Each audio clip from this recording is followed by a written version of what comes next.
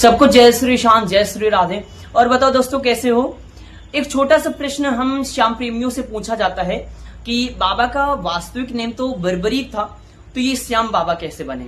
बहुत छोटे से वीडियो में आप समझ जाओगे कि बर्बरीक जो थे वो श्याम बाबा कैसे बने। वैसे मैं जब ये वीडियो शूट करने जा रहा था, एक ग्राउंड में गया था, अब मैं घर पे बना रहा हूँ, तो वहां पर जब मैं वीडियो शूट कर रहा था तो एक लोगों ने जैसे ही श्याम बाबा सुना तो उन्होंने पूछा कि बाबा के 5 नाम बता दो।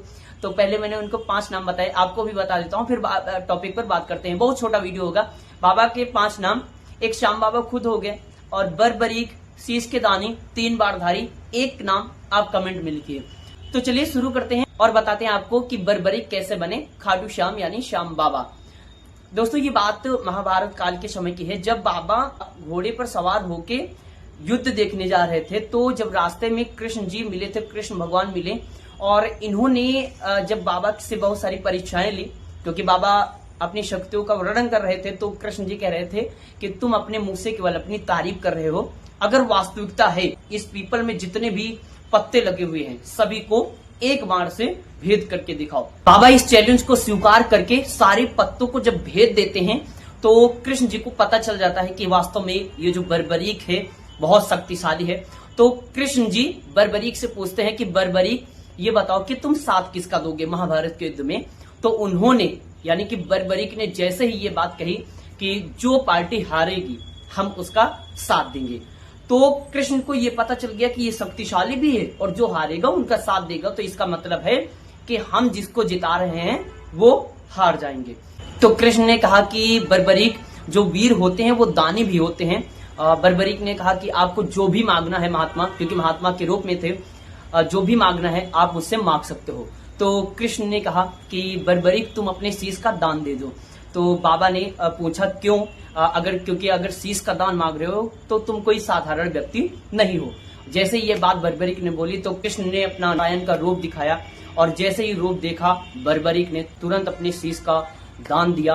तो कृष्ण ने बर्बरीक के शीश को उठाया और शीश में प्राण डाले।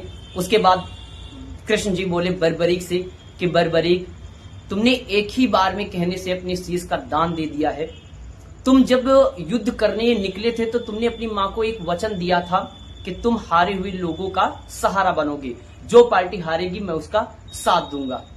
तो जाओ, मैं तुम्हें वरदान देता हूं कि आने वाले कलयुग में तुम्हारी पूजा होगी, लेकिन कलयुग में तुम अपने नाम से नहीं, यानी कि बर्बरीक के नाम से नहीं, तुम मेरे नाम से जाने जाओगे।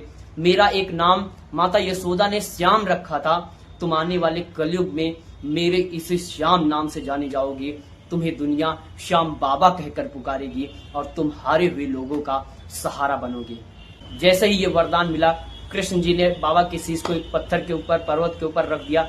महाभारत का युद्ध खत्म हुआ और वो युग बीता। आज कलयुग चल रहा है। कृष्ण जी के वरदान का ही असर है, उस नारायण के वरदान का ही असर है कि जो भी हार कर इसके दरबार चला जाता है, ये बाबा, ये खाटू का श्याम, ये हमारा श्याम उसका साथी बन जाता है। कृष्ण जी ने वरदान दिया था कि तुम मेरे नाम से जाने जाओगे। यही वो कारण है कि बर्बरीक को बाबा श्याम यानी खाटू श्याम बाबा के नाम से जाना जाता है। वीडियो पसंद आया तो लाइक करिए और चैनल को सब्सक्राइब जरूर कर देना। जय जय श्री श्याम। फिर मिलते हैं अगले वीडियो में। राधे राधे।